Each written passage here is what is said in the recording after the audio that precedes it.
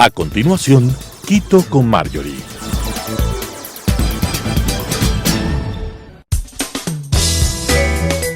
Clasificación A. Apto para todo público.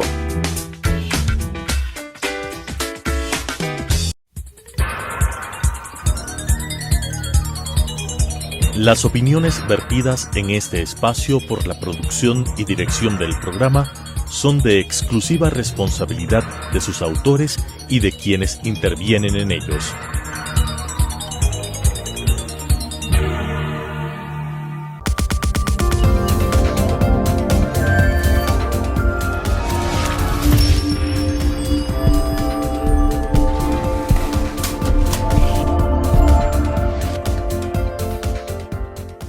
Amigas y amigos, bienvenidos. Soy Marjorie Chávez. Uno de los grupos vulnerables reconocidos por la Constitución ecuatoriana son los pacientes que sufren enfermedades catastróficas no transmisibles. Según nuestro marco institucional, estas personas son grupos de atención prioritaria y el Estado debe garantizarles el derecho a la atención especializada y gratuita en todos los niveles, de manera oportuna y preferente. En este grupo se incluyen a todos quienes han recibido un trasplante, entre ellos el de riñón. Y a pesar de lo establecido en la Constitución, muchos de ellos han tenido que sortear la pandemia con escasez de medicinas y en el contexto actual deben también afrontar las consecuencias de un sistema de salud que no satisface sus necesidades. Entre el año 2007 y 2019 se realizaron 6.134 trasplantes de órganos y tejidos. La cuarta parte de estos fueron renales. Y hasta dicho año, el 91% de los ecuatorianos mantuvo su condición de donante.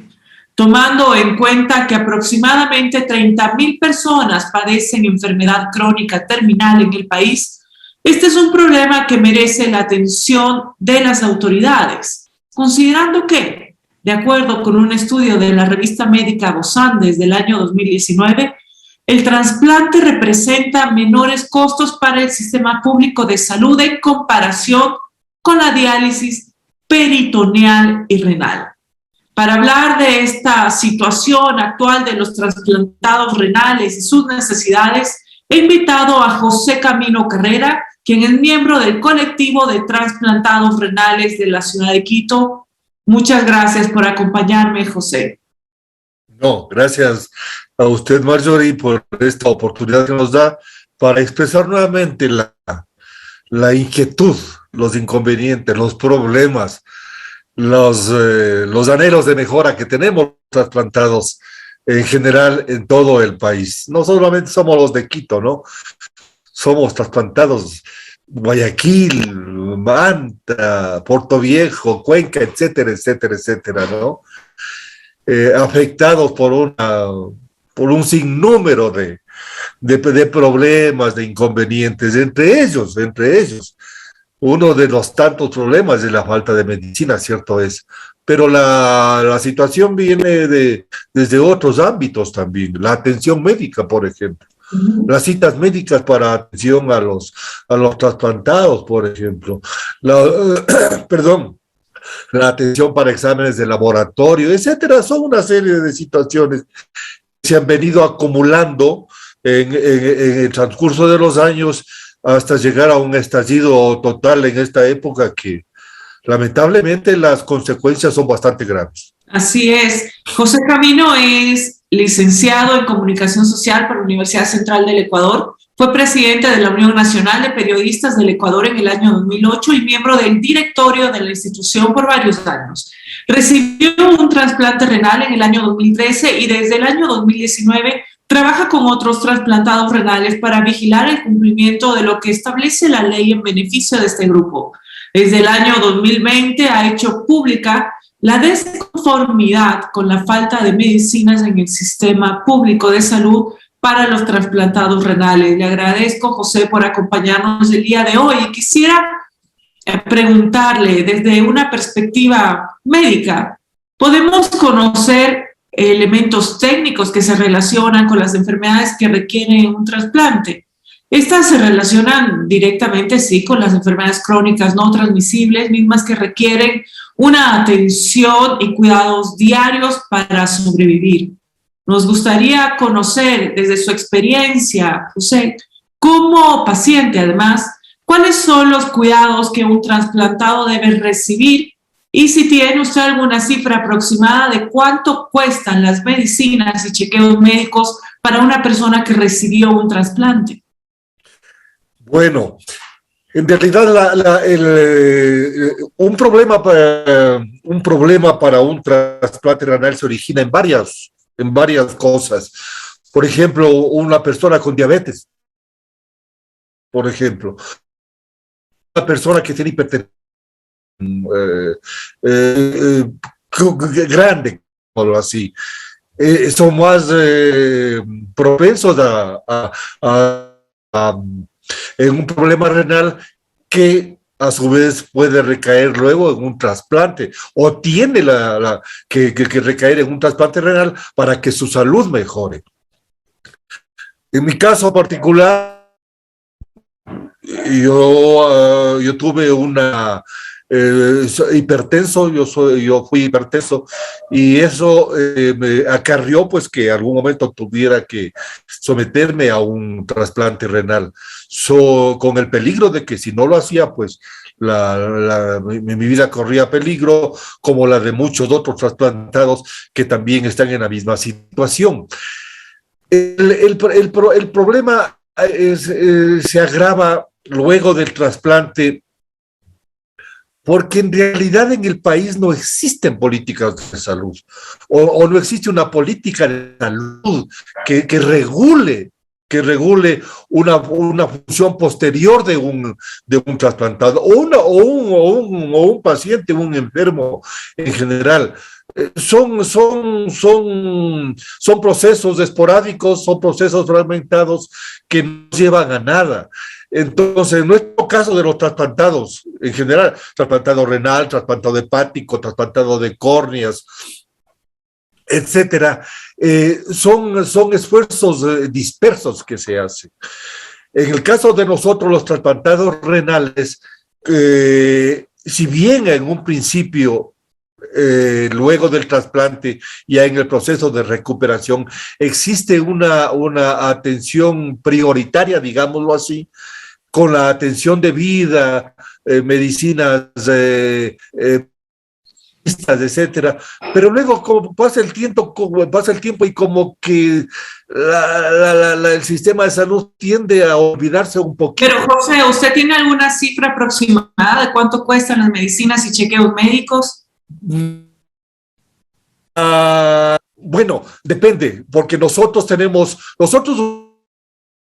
medicina indispensable, debemos de utilizar de por vida. Por ejemplo, hay trasplantados renales que utilizan una medicina que se llama ciclosporina. La ciclosporina, la de marca o la original, que es la recomendada por los médicos. Esa está en un costo aproximado de 350 a 300 dólares la caja, de 60 unidades.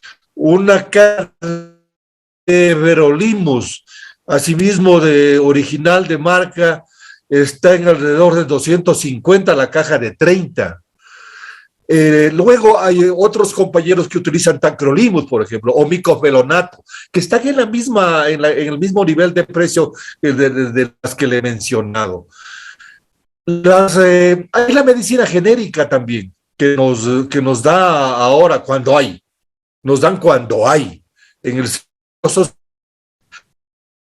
Pero esa es un poco más barata, no se diga barata, un poquito más barata, nada más.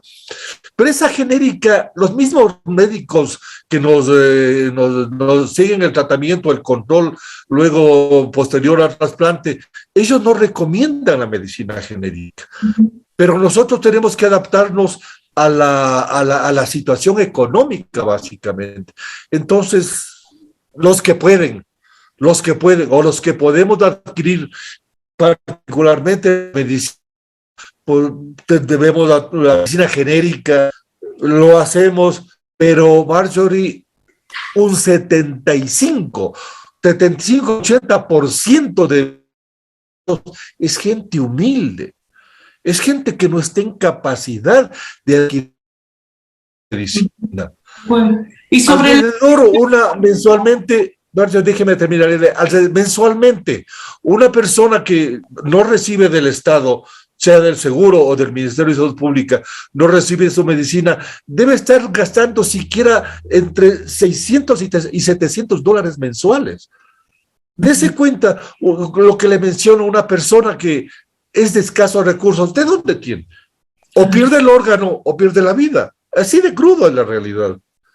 Claro, sí, es realmente una situación muy difícil, pero eso por el lado de las medicinas, y como lo habíamos mencionado al inicio, los trasplantados renales son un grupo especial de protección por parte del Estado. Entonces, el sistema de salud pública tiene esta obligación de atender los casos, y en la ciudad de Quito existen algunas casas de salud estatales que tienen la unidad de nefrología, y en algunas de ellas, no en todas, se realizan trasplantes renales. Desde su perspectiva, ¿cómo es la atención en los hospitales? ¿Cómo fue la atención en el hospital donde, por ejemplo, usted se realizó el trasplante, tanto en la operación como en el seguimiento de su caso? Y usted debe conocer quizá experiencias de sus compañeros, si tuvieron una experiencia similar a la suya. Mire, hay que decirlo franca y sinceramente, la atención, el ingreso, digamos así, el ingreso para un tratamiento de un tratamiento renal, por ejemplo, sí implica ciertos problemas, sí implica ciertos problemas administrativos más, pero una vez que se logra ingresar, yo le hablo por el caso del Seguro Social, que yo me hice el trasplante en Andrade Marín, una vez que se ingresa al hospital, la atención es de primera categoría. Los médicos son de primera categoría. La atención de médico, de enfermera, es estupenda, es estupenda. Hay que reconocerlo y hay que decirlo. Pero claro, una vez trasplantado también nos hacen el seguimiento. Puede ser mensual, bimensual, trimestral. Hacen el seguimiento, el control a cada persona. Pero ahí como que comienza ya a fallar un poquito la situación. Sí teníamos ciertas prioridades, por ejemplo, en el Hospital Andrade Marín, los trasplantados.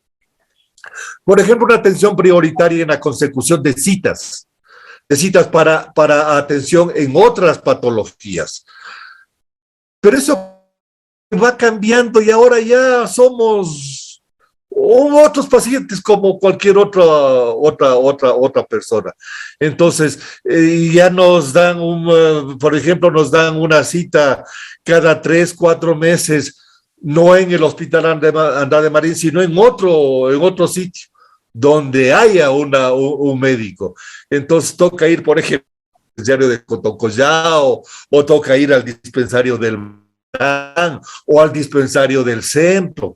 Entonces es un problema porque, dése cuenta, muchas personas ya son o somos mayores de edad, y aún exigir que vaya a atención viviendo, por ejemplo, en el centro norte de Quito, ir a recibir atención en el sur de la ciudad. Entonces, una persona ya le vuelve problemático el asunto. Antes la atención teníamos en el mismo hospital, pero ya no. Yo no sé cuál es el pensamiento, cuál es el criterio de las autoridades de la salud para tomar estas decisiones, que yo sí las considero equivocadas. De acuerdo, y desde hace varios meses hemos podido ver en la opinión pública cómo varios grupos de trasplantados han hecho sus inquietudes justamente por este tratamiento y por la falta de medicamentos, que como indicamos en un inicio existen varias medicinas, y ya nos comentó nuestro invitado que pues a veces no hay o son genéricos, no tienen acceso, son demasiado caras, ¿verdad? Y es un cuidado diario y pues también estos chequeos periódicos. pero ¿algún medicamento en particular? ¿Qué medicamentos han sido los más escasos en este tiempo? Y si se les está suministrando las medicinas a los pacientes oportunamente, sea de una o la otra, y cuál es la respuesta que han dado las autoridades a la problemática de las medicinas. Yo diría que no es una respuesta nada adecuada. No sé eficiente. Pero sé que, por ejemplo, el problema de la provisión de medicinas no viene desde ahora. No, esto viene ya de mucho tiempo atrás, muchísimo tiempo atrás viene esto. Se agrava en el gobierno de Moreno, ¿cierto? Se agrava en el gobierno de Moreno y en el gobierno actual de Lazo no ha habido una solución definitiva. Ha habido ofrecimientos. Cierto es que ha habido ofrecimientos, pero de ofrecimientos no, una persona no vive, ¿no? Entonces, nosotros hemos recurrido a tantas instancias, Marjorie, a tantas instancias para que nos ayuden, para que vean la realidad de los trasplantados, la realidad de los pacientes, no solamente de los trasplantados, de los pacientes de cáncer, de los pacientes con VIH, etcétera, etcétera. Pero no hemos tenido respuesta alguna, en absoluto ninguna respuesta. Nos han recibido, hemos conversado, nos hemos quejado, nada. Hemos hecho plantón, hemos ido a medios de comunicación, hemos hecho marchas, nos hemos ido a plantar frente al Palacio de Gobierno, nada. Hemos realizado acciones de protección, nada, en absoluto, en absoluto. Ahora, mire, se habla desde el año pasado, se viene hablando sobre la provisión de medicinas a través de farmacias privadas, pero caemos en lo mismo, ofrecimientos, pero no hay nada concreto. Y hablando un poco de su activismo, me dice que los han recibido, que los escuchan, pero sin duda pues siguen sin tener respuestas, ¿verdad? Y quisiera saber qué otro tipo de necesidades adicionales tienen los trasplantados renales en este tiempo que no han sido tampoco escuchadas, y si ha sido socializada con ustedes las iniciativas del sistema público de salud que mejoren o que intenten mejorar la calidad de vida de quienes han recibido un trasplante renal. Nosotros hemos sugerido o hemos aportado, por ejemplo, para la nueva ley de trasplantes. Los trasplantados nos quisieron excluir en cierto sentido en la ley, porque hay criterios, por ejemplo, que dicen que como ya nos trasplantamos, ya no tenemos absolutamente ningún problema. Somos unas personas nuevas y como personas nuevas, perfectos, estamos perfectos, dicen. La realidad dice lo contrario. Entonces, hemos pedido a la Asamblea Nacional que nos ayuden, a ciertos asambleístas, que nos ayuden en la nueva ley de trasplantes. Nos hemos dirigido a usted nos recibió y nos ayudó también en el asunto este. Pero no hay nada en concreto, Marjorie. Yo no sé. Mire, aquí en el Ecuador hay el INDUD, el Instituto Nacional de Órganos, de Trasplantes, etcétera, etcétera. Se supone que es el órgano estatal que nos cuida. Uh-huh. En absoluto no hay nada. Ni siquiera, el INDOS ni siquiera tiene un dato exacto de cuántos trasplantados hay en el país. ¿Esta institución es la autoridad, digamos, competente? ¿Existe algún comité que esté en constante contacto con ustedes para verificar el avance en el cumplimiento de la ley o de los compromisos y del estado de los trasplantados? El INDOS debería cumplir esa función, pero no cumple una función. Nosotros tuvimos una reunión con el director del INDUD, apenas se posesionó el nuevo director, ya hace más de un año. Igualmente, los ofrecimientos fueron varios, pero nada de nada. Ya les digo, ni siquiera tienen un registro de cuántos trasplantados hay en el país. debería segmentarse cuántos trasplantados renales, cuántos hepáticos, cuántos de córneas, etcétera, etcétera, etcétera. No hay un dato exacto. Entonces yo me imagino que al no tener, como no tienen un dato exacto, entonces tampoco tienen la capacidad para hacer un seguimiento y para establecer procesos o sistemas que ayuden al Estado en el país. De acuerdo. Estimado José, me gustaría que para concluir y con base en su experiencia, escuchar unas palabras suyas sobre la importancia de la donación de órganos en nuestro país. ¿Usted cree que, exceptuando las motivaciones de conciencia, por supuesto, todos debemos ser potenciales donadores de órganos? Es muy importante esto, lo que usted menciona, es muy importante.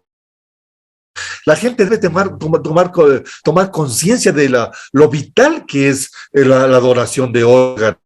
La ley es muy clara y dice pues que uno cuando va, por ejemplo, a cedularse o a renovarse su cédula, debe expresar su o no sobre ser donador. Tiene que ser donador. La donación es el donar un órgano es dar oportunidad de vida a otra persona. Entonces, nosotros debemos estar conscientes de que cuando una persona fallece, son varios los órganos que se pueden donar a otra persona y esa otra persona puede tener vida. Y yo sí, en los foros que he estado, siempre he hecho el llamamiento a la ciudadanía a que apoyen, a que donen sus órganos. Que hay mucho perjuicio, obviamente, acá en el país todavía persisten infinidad de perjuicios culturales, sociales, religiosos, pero eso se debe dejar a un lado y pensar en que donar es dar oportunidad de vida a otra persona. Le agradezco mucho, José, por contarnos su experiencia y darnos su punto de vista. Amigas y amigos, espero que este programa haya sido de su interés. La salud es un derecho garantizado para todos los ciudadanos, pero se debe hacer énfasis en la atención de los grupos vulnerables. Sin duda, atravesamos un serio problema en nuestro sistema de salud y esperamos que las autoridades solucionen los problemas de nuestros ciudadanos, sobre todo de quienes más necesitan de la atención estatal para garantizarles una vida digna. Donar un órgano siempre será una de las manifestaciones más grandes de humanidad y amor. Quien dona, da y recibe vida, permite a alguien más mejorar sus condiciones de vida y recibe la gratitud eterna de quienes logran trascender lo material hasta la esencia de nuestra existencia. Espero que les haya sido de su interés este programa. Soy Marjorie Chávez y nos vemos la próxima semana. Gracias.